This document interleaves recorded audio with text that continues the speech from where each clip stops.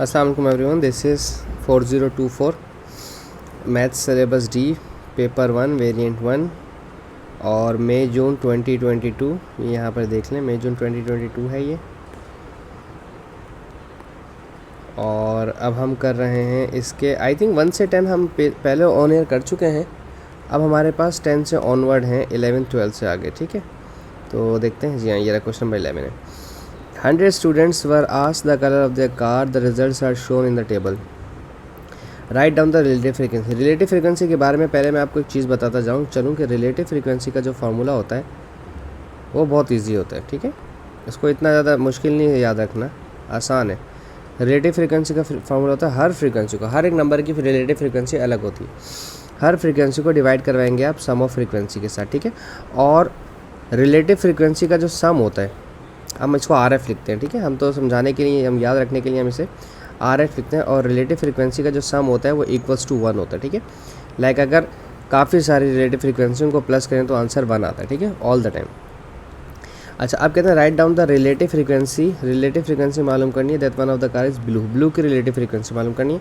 अगर हम ब्लू की बात करते हैं तो हमारे पास फॉर्मूला क्या होना चाहिए, frequency divided by sum of frequency. ठीक है, और ब्लू का फ्रीक्वेंसी क्या है, वो है 23 और इसकी फ्रीक्वेंसी टोटल फ्रीक्वेंसी है 100, तो हो जाएगा 2.3। ठीक है, ये उन्होंने ऐसा हमें कहा है तो हम वही करेंगे जैसा उन्होंने हमें बताया है।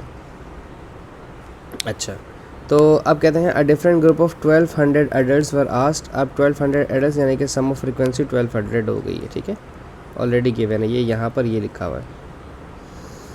The relative frequency one of the adult owning a white car. White car की फ्रीक्वेंसी है, रिलेटिव फ्रीक्वेंसी दी हुई है वाइट कार की हमें 0.3। ठीक है, तो हमें find the number of the adult who own a white car. White car की फ्रीक्वेंसी मालूम करनी है। तो रिलेटिव फ्रीक्वेंसी का फार्मूला क्या होता है, frequency divided by sum of frequency. ठीक है, रिलेटिव फ्रीक्वेंसी है 0.3, सम ऑफ फ्रीक्वेंसी है 1200 और फ्रीक्वेंसी मालूम करनी है हमें वाइट कार की। ठीक है, ये हमें मालूम करना है। तो 3 के नीचे 10 इसलिए आ जाएगा क्योंकि पॉइंट हटेगा तो 10 आ जाएगा। आप जानते हैं डिवाइड बाय 10 हो जाता है, जिससे कैंसिल हो गया। अब बचा 3 को इस 120 से मल्टीप्लाई करवाएं तो वाइट कार की फ्रीक्वेंसी आ जाएगी। तो कितना आ जाएगा, 3 12 36, 360, 360 वाइट कार्स हैं आपके पास। ठीक है, अच्छा, by writing each number two the one significance figure. One significance figure में लिखना है 0.28 को कोई भी 0.1 नहीं कर देना। ठीक है, ये 0.3 हो जाएगा। ठीक है, ये 0.3 बन जाएगा, 0.3। ये वन सिग्निफिकेंस फिगर में 38 नहीं लिख सकता, इसको 40 लिखेंगे। 38 जो है, 38 अगर आप करते हो या 37 आप करते हो तो ये 2 सिग्निफिकेंस फिगर हैं। ठीक है, ये दोनों 2 सिग्निफिकेंस फिगर, और 1 सिग्निफिकेंस फिगर में आप इसको 40 करोगे। सही है, और 77.8 जो है आप इसको 77 या फिर 78 नहीं कर सकते, आप इसको डायरेक्ट 80 करें 1 सिग्निफिकेंस फिगर में, ये आ गया 80। तो 0.3 multiply by 40 divide by 80।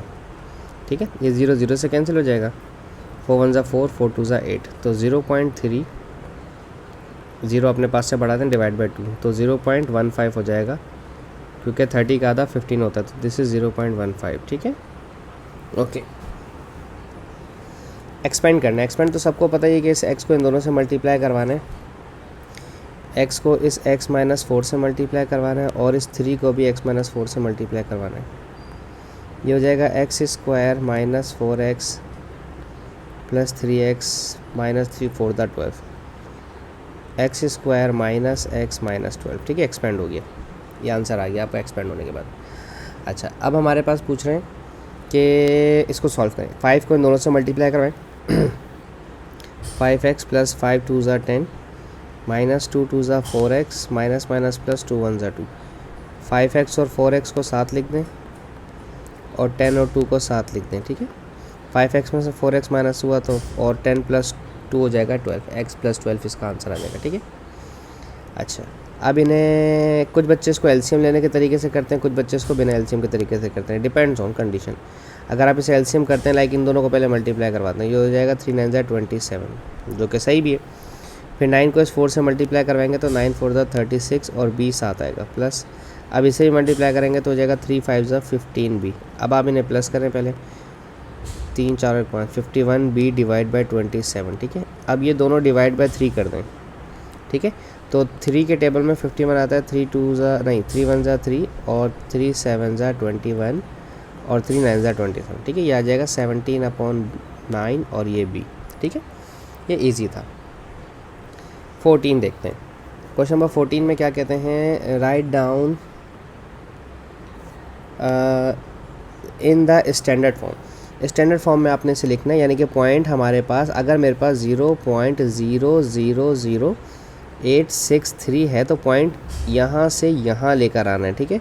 Like 8.63 तक लेकर आना है, इंटू 10 की पावर -1 -2 -3 -4, 10 की पावर -4 लिखा जाएगा, ठीक है।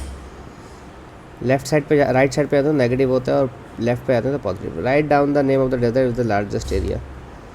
ये एंटार्क्टिका लार्जेस्ट इसके पास है, सबसे ज़्यादा हमारे पास एंटार्क्टिका में है।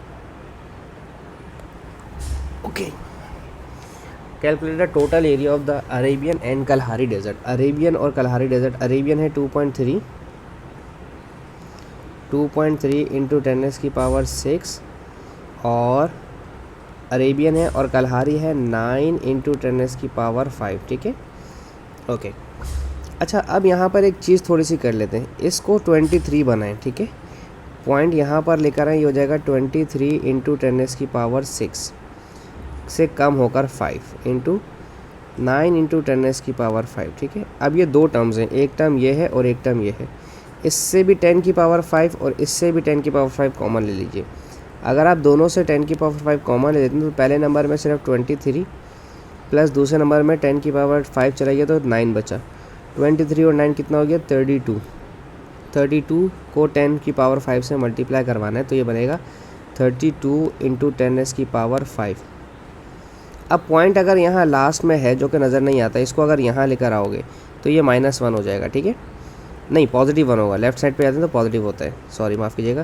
तो हो जाएगा 3.2 इंटू 10 की पावर 6। शुक्र है बैंक में नहीं जॉब करता। 3.2 इंटू 10 की पावर 6, ठीक है। अच्छा, क्वेश्चन नंबर 15 इजी है। ये दोनों बेसिस सेम है, ठीक है, सेम बेसिस हैं। और आप जानते हैं कि जब बेसिस सेम होती हैं तो पावर सब्ट्रैक्ट हो जाती है, तो एक्सपोनेंट जो है वो माइनस हो जाते हैं आपस में, ठीक है ना। तो 7 एक दफ़ा लिखा जाएगा -3 में से माइनस करवाना है -4, ठीक है। -3 माइनस +4, तो -3 और +4 क्या हो जाता है, ये 1 हो जाता है, ठीक है। तो 7 आ जाएगा इसका आंसर, ठीक है। अच्छा, find the value of k when, अच्छा ओके नो प्रॉब्लम, ये भी आसान है। ये है 3 टू द पावर 6 को k से मल्टीप्लाई किया तो 6 हो जाएगा, और यहाँ 3 की पावर स्क्वायर रहने दें, कोई भी इसको 9 नहीं करे, ठीक है। उसकी वजह यह है कि सेम बेसिस है तो कैंसिल हो जाएंगे। अगर सेम बेसिस हो तो एक्सपोनेंट इक्वल हो जाती हैं, पता है ना आपको बात, एक्सपोनेंट इक्वल हो जाते हैं, लोगैरिथम का रूल है ये, ठीक है। तो 6 के आपके पास 2 कहलाएगा, तो 2 1 ज़ा 2, 2 3 ज़ा 6, तो 1/2 के का आंसर क्या आ गया, 1/3। सॉरी, शायद मैंने 1/2 कह दिया, 1/3 इसका आंसर है। अच्छा, सिंप्लीफाई एक काम करते हैं, पहले रुकें। 3 इस 2 के पास ये 2 2 ज़ा 4 हो जाना है, फिर 2 3 ज़ा 6 हो जाना है, फिर 2 4 ज़ा 8 हो जाना है, ठीक है। अच्छा, अब ये 3 ना तो इससे मल्टीप्लाई हो सकता है, ये ना तो इससे मल्टीप्लाई हो सकता है, सिर्फ इससे मल्टीप्लाई होगा, ठीक है। ये भी नॉट पॉसिबल, ये भी नॉट पॉसिबल। तो 2 की पावर 4 एज इट इज़ रहेगा, और 3 की पावर 1 और 6 प्लस होकर ऐड हो जाएगा। अच्छा, ये सवाल है आपका क्यों ऐसा होगा, क्योंकि भाई ये डिफरेंट नंबर्स हैं। 3 इस 2 की पावर 4 से मल्टीप्लाई नहीं हो सकता जब तक कि ये एक्सपेंड ना हो जाए। 3 5 की पावर 8 से मल्टीप्लाई नहीं हो सकता जब तक कि ये एक्सपेंड ना हो जाए, ठीक है। हाँ, 3 और 3 की पावर 6 आपस में ज़रूर मल्टीप्लाई हो सकते हैं क्योंकि सेम बेसिस हैं, तो पावर ऐड हो जाएंगी, ठीक है। और ये 5 ऐसे ही रहेगा, ठीक है। तो a की वैल्यू है 4, b की वैल्यू है 7 और c की वैल्यू है 8। अच्छा नहीं, बस ऐसे ही लिखना है, नहीं ऐसे ही लिखना है, बस ऐसे ही मांगा उन्होंने कि इसी फॉर्म में लिखिए। 2 की पावर जो हमने ये निकाली है वैल्यू, बस इसी तरह से इसको आपने मेंशन कर देना, और कुछ नहीं करना। 2 की पावर 4, 2 की पावर 4, 3 की पावर 7 और 5 की पावर 8, बस दैट्स इट, और कुछ नहीं करना, ठीक है जी। क्वेश्चन 5 भी हो गया। चलें, बाकी इसके क्वेश्चन हम नेक्स्ट वीडियो में करते हैं। होप सो आपको समझाने में कामयाब हूँ। Thank you so much for watching my channel. अल्लाह हाफिज़।